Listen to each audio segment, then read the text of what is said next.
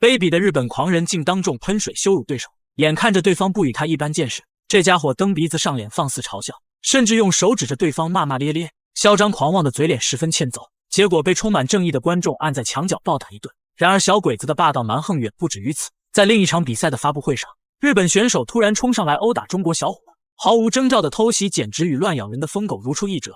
好在现场的爱国青年不少，大家纷纷上前你一拳我一脚，将其揍了个生活不能自理，真的是大快人心。此人名叫曾井佑辉，是日本第5代 Big Bang 超轻量级王者，以往只在小岛上打比赛，不知道世界有多大，尤其是在击败了2名中国选手之后，便觉得自己是天下第一。他是万万没想到中国小伙敢在日本的地盘上对他动手。被揍之后，曾井佑辉非常不服气，直接在镜头前放下狠话：中国的废物们给我听好了，接下来我要打穿中国拳坛，让你们见识一下大日本武士的强大。我劝你们提前准备棺材，留好遗言。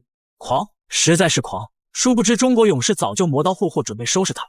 温州小伙精英霸气登台，是要狠狠教训这个出言不逊的小鬼子。话不多说，让我们直接进入比赛。红方选手中国小将精英，蓝方日本杂毛曾井佑辉。这家伙也不知道从哪听说头发越粉打人越好，于是便想搞个粉色头发，结果被理发师整成了紫色。本就长相猥琐，再加上一头紫毛，精英看他是越看越不顺眼，于是低扫砍腿，随后抡起一套组合拳就干了上去。对手来讲这个挑战。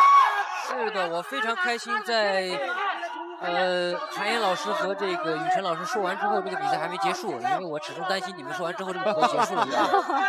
因为我真的觉得啊，有可能会打出 KO 来。是我非常期待能够打出一个 KO 来，因为在8进4的比赛当中，就 TKO 掉了对手，所以在体能尺度上应该是非常好。对，精英的抓拳。97年出生的精英10岁便开始进行武术搏击训练，11岁转入士队进行散打实战，走上职业擂台之后更是一鸣惊人。其性格坚韧顽强，打法灵动迅捷，观赏性极强，被媒体誉为中国最具潜力的格斗选手。此时他正在快速出拳，疯狂暴揍日本小杂毛，凌厉的攻势打得曾井佑辉苦苦招架。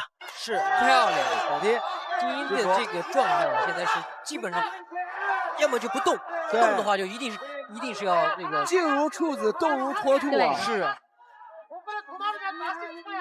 对，现场观众朋友们给精英的加油声也是此起彼伏，不绝于耳啊！是，你看，经过精英的这突袭啊。这个曾井佑辉是有所忌惮，对，出现了。精英的进攻欲望非常强烈，虽说年纪不大，但暴揍小日本的决心非常大。随着中国搏击的崛起，已经很难遇到不开眼的小鬼子来踢馆了。很多中国勇士不得已走出国门，到日本上门挑战。而精英今天能在中国的擂台上打曾井佑辉，他是非常激动的，所以手中的拳头也不由得重了几分。对，精英还是要快进快出，多打几组拳。对，精英可能有点多了。对。越整对手是，因为这场比赛，就我个人认为啊，打曾井佑辉的时候就没有必要再去想什么防守反击的事儿，是，没有必要想迎击的事儿，就是拿自己密集的进攻输出去压他。但是我们也不要太担心，事实上精英。此时第1回合比赛结束，不难看出精英的状态非常不错，气势十足，进攻流畅，而且还时不时的对日本选手做出挑衅的表情。因为他知道这家伙常常在日本欺负咱们中国选手。俗话说来而不往非礼也，既然来了中国，那就感受一下中国运动员的热情。解说席上的这位大家都很熟悉，中国坦克邱建良，他能亲自来解说精英的比赛，可见非常看好这位搏击小将。比赛进入第2回合，曾井佑辉能在日本打上王者段位，也绝对不是什么水货拳王。此时接腿下半将精英摔倒在地，裁判立马上前对其发起警告。说到这里，就不得不说中国散打接腿摔了。想当年散打王刘海龙凭这一招打败无数外国高手，日本方面更是绞尽脑汁都无法破解，最后直接规定接腿摔不得分。如此赖皮行为简直是欺人太甚。没想到今天这小鬼子在咱们的擂台上使出了这招，足以见得这些家伙心机有多深。全场这是曾井佑辉，我第一次看到进攻，是，感觉这个劲儿也上来了。对，对，精英压对手了。对，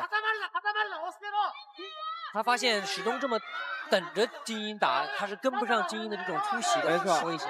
打完拳之后接飞膝，就是他的组合还是有这样的实力和能力在的。我们说，只不过我们觉得他最大的问题现在就是在整个进攻端就是略显有点疲软，是有点就疲态。第2回合两人你来我往打得非常热闹，但精英的进攻明显更为迅猛，连续的后手拳不断砸击对手脑袋。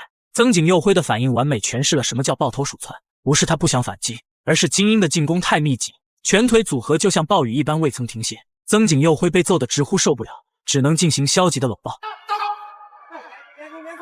曾景佑辉的这体能已经出现问题了。是的，对，漂亮，小铁成环，对，可以高扫了。我看到你看，虽然说曾景佑辉每一次都很劣势，对，但是曾景佑辉从来没有乱了阵脚，对，就是自己的心理节奏保持得很好。对，而且从来不乱。即便是自己处于劣势的时候啊，依然能保持一个很好的心理状态。以精英的实力，绝对有 KO 日本选手的把握，但他显然不想这么快结束战斗。台下有铁英华观战，解说席上还有邱建良，自然是要在前辈面前好好表现一下自己。最重要的是，好不容易得到一个打小滚子的机会，哪能这么轻易就饶了他？此时的曾景佑辉畏畏缩缩，好不容易鼓起勇气打反击，结果看到精英的大拳头，直接吓得龟缩在绳边。要不是裁判及时介入，精英一拳就给他干爆了。那你这个小心，小心。精英又是刚才那个后手，像是打之前的那个马奇力一样。是。那个俄罗斯的选手马利克。对。对，你既然有这个拳，我要做的。对。第二回合，精英的进攻依旧强势，几乎是把日本选手按着打，一拳一腿都虎虎生风。他不仅出拳速度快，命中率更是高的惊人，这对于有效点数的争夺非常有利。接下来，让我们看看他在第3回合又会有怎样精彩的表现。Round 3，3回合的比赛了。一上来，曾景佑辉先提速了。对，两人都在提速。如果说精英前2回合是5档的话，那第3回合直接提到7档，进攻频率又加快了不少。一个后手直拳就将日本选手砸得瘫跪在地，紫毛小鬼子双膝跪地祈求天皇给他力量，天皇却说我自身难保。曾景佑辉一想，那我凶多吉少，于是直接破罐子破摔，开始拼命。应该能够继续回到比赛，但是这个读秒一开始第3回合的读秒给精英带来了极大的心理上的信心倍增啊。曾景佑辉仍然是有反击能力的。对，那一个读秒他已经从这个读秒当中恢复了。这个分析，因为他自己心理上也应该有一丝的忌惮，因为精英一旦进入到内围之后啊，这个传的速度的确是快。此时的曾景佑辉很清楚，想依靠点数获胜没有一丝可能，于是便吊着最后一口气发起反击，试图在比赛结束之前寻找 KO 的机会。但精英可不管他这种回光返照的状态，继续抡拳往里干。他现在有2种获胜的方式，一是寻找一击必敌的 KO 机会，二就是稳扎稳打轻松获胜。相信大家也想看到他霸气的 KO， 那就让我们拭目以待吧。这回我们说，尤其在第3回合一上来啊，也是给了精英带来了一个不小的压力，就是这个空当你一旦给他，然后他的进攻输出马上就跟上来了。虽然说精英发挥的很好，看到这个曾景佑辉不管是在节奏上的这个增减方式还快，但是呢，就这么平平的一个技术体系，但是可以打到最后。是，就这个保持的持续性会非常的好，也能够使他自己的比赛风格和比赛节奏。让他一个小心，在精英的一击。不得不说，日本选手毅力顽强和耐力持久，前2回合被精英打得节节败退，第3回合却突然发力，甚至在主动性上比精英还要强上几分。看来是准备小宇宙爆发逆袭翻盘，可惜他面对的是中国最具潜力的格斗小将。精英无论是战术体系还是体能储备，都是一流水准。对，打头打肚子，精英打头打肚子。